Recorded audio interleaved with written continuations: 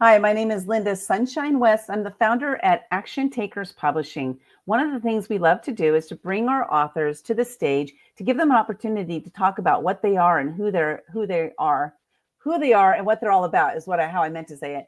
And today we have one of our authors, Barbara Rachel. She is in this book right here, Passion, Purpose, and Possibilities. It's a great book. You can get your copy by going to actiontakerspublishing.com/passion. In addition to the book, you can also get free gifts from many of our authors. So head on over there. Again, actiontakerspublishing.com/passion. So Barbara, I'm excited to interview you. You're talking about some of the things we're going to be talking about today, which are, normalizing living with mental health issues, as well as, asking for help. This is a stigma that I think a lot of people, they're scared to ask for help because maybe they have fear of judgment. They're not sure what people are going to think of them or what have you.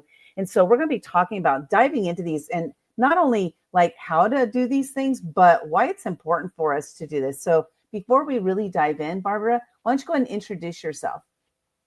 So my name is Barbara Rachel. I am a mom, a physician assistant full-time in the suburban Maryland area, and also an author, as it turns out. And kind of in that order. So, and I came into being an author late in my life, even though I know deep down inside I was carrying it with me the whole time. I just wasn't going to let my light shine until I realized that I had to, and I need to. It's one of those things in life that I'm drawn to, and I'm super grateful for the opportunity. Well, before we go into all the other topics, I want to touch on that because you said, I wasn't shining my light until I had to and need to. And so what was that catalyst that said, okay, here it goes. I got to show up, what was that? Yeah, for me, it was, I work in a very stressful environment. I love it. I wouldn't trade it for anything. But in my first profession, being a hospital-based physician assistant, it was already stressful, it was already challenging, and then COVID came along, and the initial shock of being in a situation where my life could be in danger and we didn't know exactly what was going to happen, and having lost so many patients in any given day from this illness, just the power of being in that situation drove me to deal with things that I hadn't dealt with before. And some of it was past trauma, mental health issues that were rising to the surface, but also good things like, what am I doing here? What is my purpose? And I want to feel like I'm really living, not I'm going to start later. Later's right now. And for me, this becoming an author, particularly an author of fiction, as it turns out, was calling to me. And like many things in my life, once I started to do it, I was like, oh, this has always been here, but I was able to make that connection within myself. I just had to move some of the kind of the dust off the shelves and clear the windows a little bit to be able to see what it is that I needed to do and wanted to do for myself. Have you always been a writer, like with journaling or just any type of writing, or what's your journey been getting to that place? Yes, I mean, I studied history actually as an undergraduate, and because I love writing, and I grew up in an environment where you went for the science, you went for the type of job that you knew was going to pay the bills, not something artsy. Maybe that was okay on the side, but that's not what you did, right? And Mm-hmm. it's just not encouraged. And so any opportunity that I had to write, my professors, or if I was writing an essay, even I wrote an essay as an part of an interview once. And I remember one of the people in the interview and the panel saying to me, I mean, this is like 30 years ago, have you thought about just becoming a writer? Like, what are you doing? Your writing is what's standing out to me, not what you're here for. And um, and so I knew that people recognized that in me, but I was afraid to recognize it in myself. And Mm. yeah, but here we are. What's Yeah. interesting about that you just said, is like we are who we are, but we don't always recognize who we are. Hmm. And when other people tell us who we are, if we don't want to hear it, we're not going to hear it. But Exactly. and we will finally hear it when we're ready. That's Exactly. just like that saying, when the student is ready, the teacher will appear. Mm-hmm. So it's just like that same kind of thing. But it's just like, when I'm ready, I'll finally hear that it's time for me to shine my light and Yeah. to show up. So I'm curious for you, because you've gone into fiction writing. What made you decide on the genre? Because there's so many genres out there to write. So I'm like asking for like that person who's listening right now and Mm-hmm. thinking that, I do like to write. I haven't written a book yet, but I do like to write. How do you figure out what genre you fit in? Like, what pulled you there? Right. I'm not I a mean, writer, by the way, y'all. I'm not a writer. So these legit, I don't know, maybe something will pop up for me. you never know. So for me, as I came into adulthood, even before all of this took place, I have recognized that things happened in my childhood that were dark and grim and a lot to carry. And I've always loved a little escapism. So movies, usually for years it had been movies, television shows, and just getting very wrapped up. I mean, there were fantasy books I was so involved in. Back in the day, I'd be back at the Barnes and Noble, all dressed in my costume at midnight, that type of thing. And so I've always loved escaping into another world. And when COVID hit, I happened to be friends with somebody who's professional book reviewer, and talked to me about, you should read this book, you should read that book. And she just turned me in this direction of this whole world of romances and happily ever afters, which that's my only qualification for a book. It's got to have a happily ever after. You have to sell me hard to get me to read something that's going to have a sad ending. Right. Because there's plenty of that in life. I could watch the news if I wanted reality, for me. So, yeah, I just fell in love with these books. And then it occurred to me, and I knew that I liked to write. There was some representation I wasn't seeing in the books always. Or I would see it and I would think, oh, that's not quite how it is to be a medical provider and be in this situation. That's not quite right. And I kept wanting to see on the page things from my own life experience, being a health professional that's not just, making money and living large, but in a stressful environment, and seeing more Jewish representation on the page as well.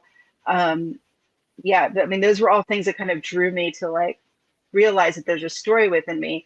And then once I started writing, it turns out that there's all these characters living in somewhere in the ethos that I have a connection to, and it's up to me to put them on the page. And um, as much as I've learned about what it is to write a book and what goes into writing a novel and publishing from the beginning to now, that was a huge journey. And there's so much I would have done differently from the beginning if I had known better, but I just had to experience it.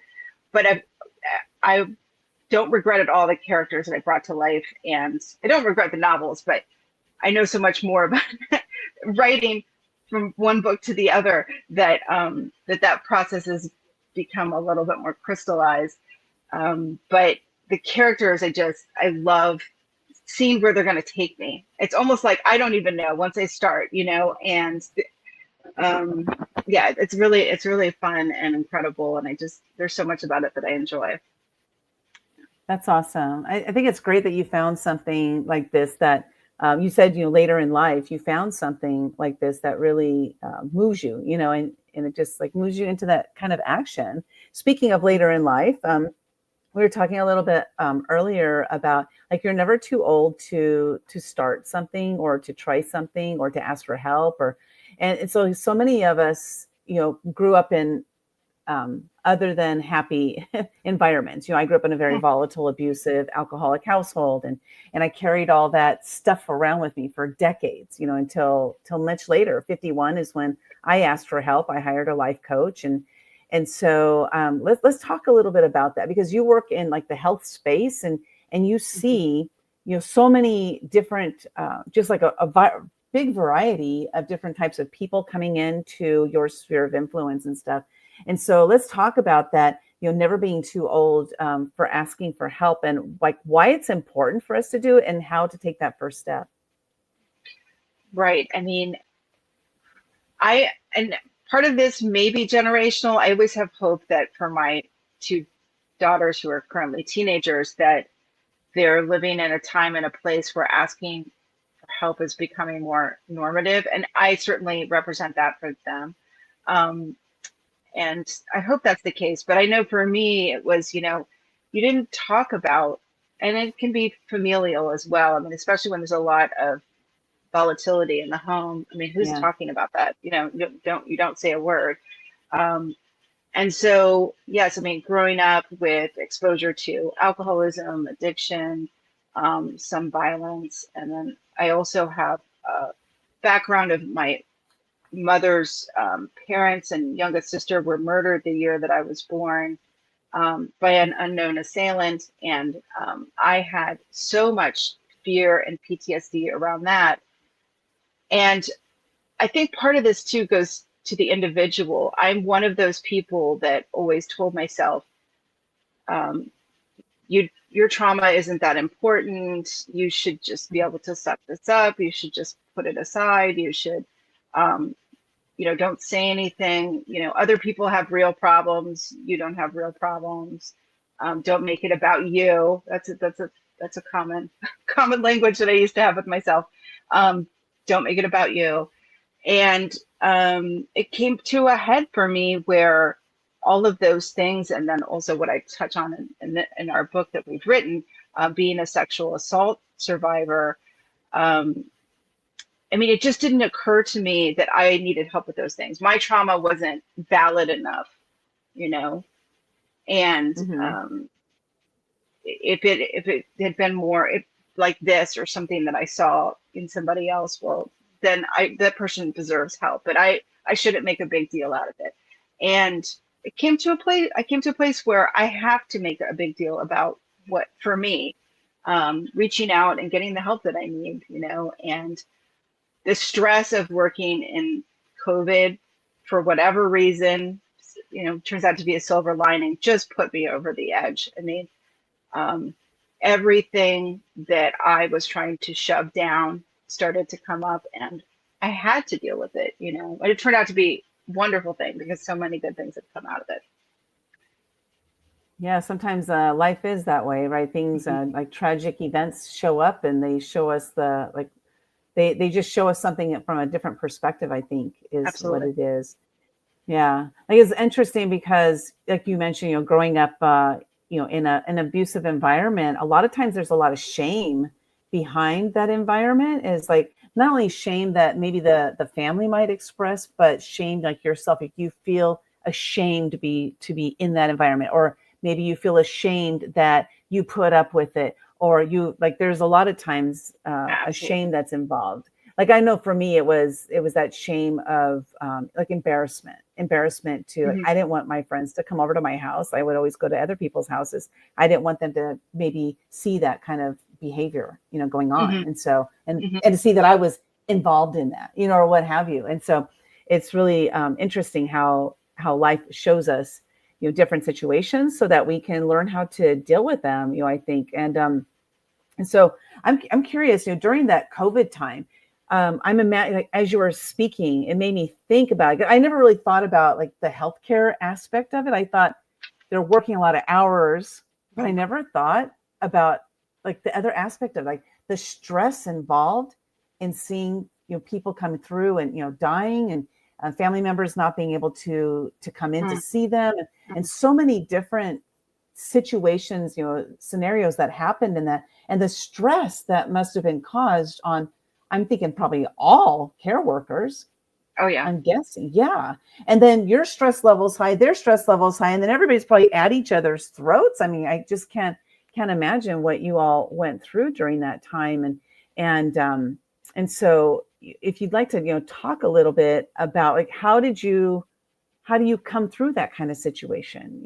How did you know you were stressed? And if you did, how did you handle it? Did it just like you say, it came to a head? Like, was it so awful that you just like blew your top? Like, what happened, during that time? Yeah, for me, I was having so much trouble sleeping. I was doing a lot of ruminating, and I had never bothered. Again, for me, it always came back to like, I don't deserve, if I was a better kid, my father wouldn't talk to me that way. If I Right. was a smarter person, I would have done better academically. The first thing that came up for me was I had untreated ADD, which was an adult onset. I had it my whole life, but I never treated it because I didn't believe in psychiatry or getting help. That was the base I was starting from. I didn't believe in it. Right. And so I was making so many mistakes. And that was my first focus. I was making so many errors in my charting because I was having so much trouble focusing. And then I was having trouble sleeping. And I think the hardest part for me was putting people, I felt like I was putting people in a situation where their loved one was going to die and they had to talk to them through a tablet, right?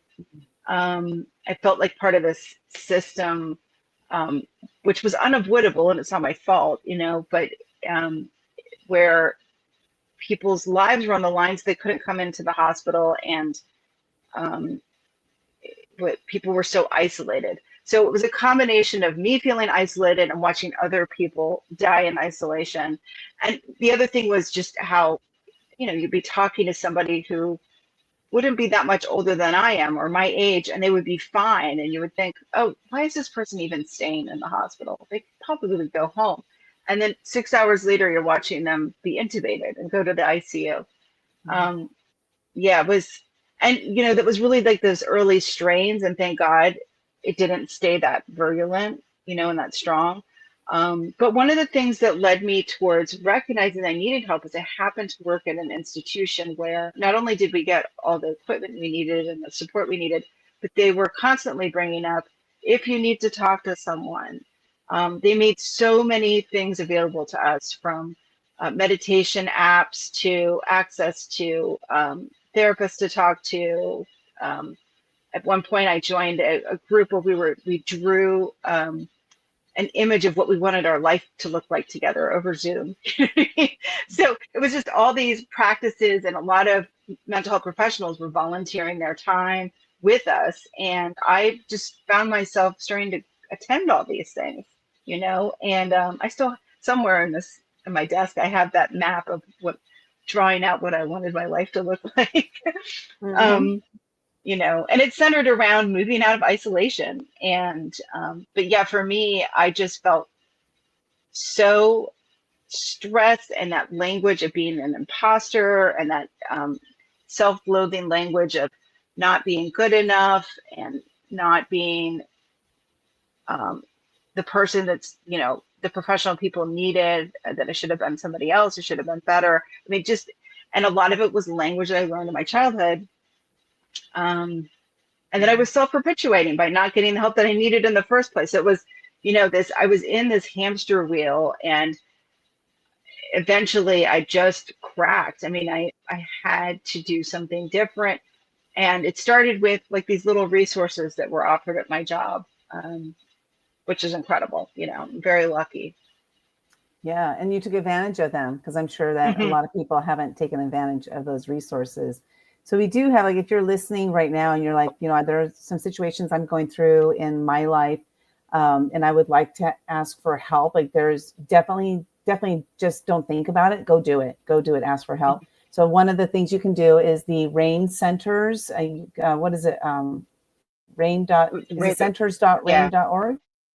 Hmm. Hmm. Centers.rain.org. You can go there, or the National Sexual Assault Hotline, 800-656-4673. Dial that number, or head on over to that website, centers.rain.org, and ask for help. It's never too late, and there's no shame in asking for help, and actually it's going to help you, so, which is always a good thing. So let's go ahead and switch focus. We're going to talk a little bit about the book, Passion, Purpose, and Possibilities.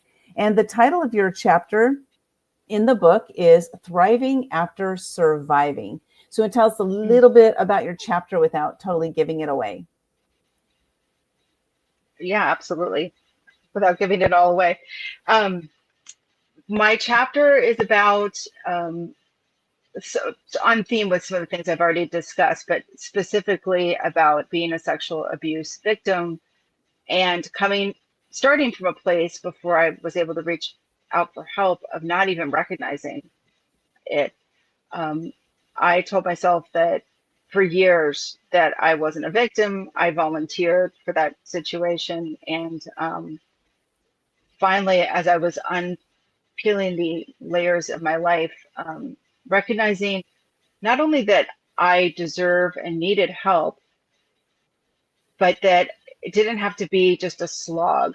Um, moving beyond seeking the help and dealing with the discomfort of it or the pain that goes along with being a sexual abuse victim, there's a whole life that I deserve to live, that any sexual abuse survivor deserves to live, which is to be happy and be able to um, speak about mental health issues in a normative way and surround myself with people that encourage that rather than people that want me to be quiet and not say the quiet parts out loud. I can't live like that anymore, and so um, yeah, in essence, not to give it all away, but it's on theme with a lot of my writing, whether it's fiction or not, which is that there is happiness to be had and enjoyment to be had in this life. And I just need to find whatever support or help I need to get there. And so, and I'm thankful, I'm very thankful for me that I've been able to do that. And I believe that's available to anybody, no matter what our circumstances. Awesome. It's such an important message. Like it is available to us all. We sometimes need to ask for help to find out how to get there. And you can get your copy of the book and free gifts by going to actiontakerspublishing.com/passion. Head on over there, get your copy of the book and cash in on those free gifts. And you can also connect with Barbara. You can find out about her book that she has out, books she has coming, many more books that she has coming by going to barbararachel.com. That's barbararachel.com. Head on over there. Why don't you share with us like what you're working on right now? So I ended up not writing quite a series, but I've written what we call standalone books. The first one was about a nurse practitioner and her journey surviving trauma and learning to live again after COVID. It's not autobiographical, but yeah, you write what you know. And the second one that I have coming out soon is about childhood sweethearts that don't speak to each other for 15 years. And life has a way of drawing people back together sometimes and how they work that out, whether or not they can stand to be friends again or not after everything they've been through. So their journey is really exciting. So I hope people check it out. That's awesome. We actually have some friends who they were high school sweethearts, split up after school, and 40 years later came back together. That they saw each other and they ended up dating, and now they're married. I mean, they're in their 80s, and they're happily married. So, yeah, I that's love a like happy you said, ending. you're right. What you know, there's real life stories, out there of these kinds of things that happen. So cool. So cool. I love it. Congratulations on finding writing and, finally stepping into that spotlight, because this is sometimes our lights will be dimmed forever. And sometimes we actually see the light and we jump into it and like, I'm Yeah, here, I'm here. absolutely. And there you, so happy for what you're doing. And thanks so much for taking part in this book and sharing your message, passion, purpose, and possibilities. And what would you like to say to our listeners, like final words for today? No matter what's going on, if it's something that you need to ask for help for, do it. We don't have to do anything alone in this life, and it's never too late to begin. That's on theme for me, for That's for sure. It sure. is never too late to begin and to discover your own light, whatever it is. Yeah, I totally agree. Thank you so much for being here. Appreciate you. Have a good day. You too. Bye, everybody.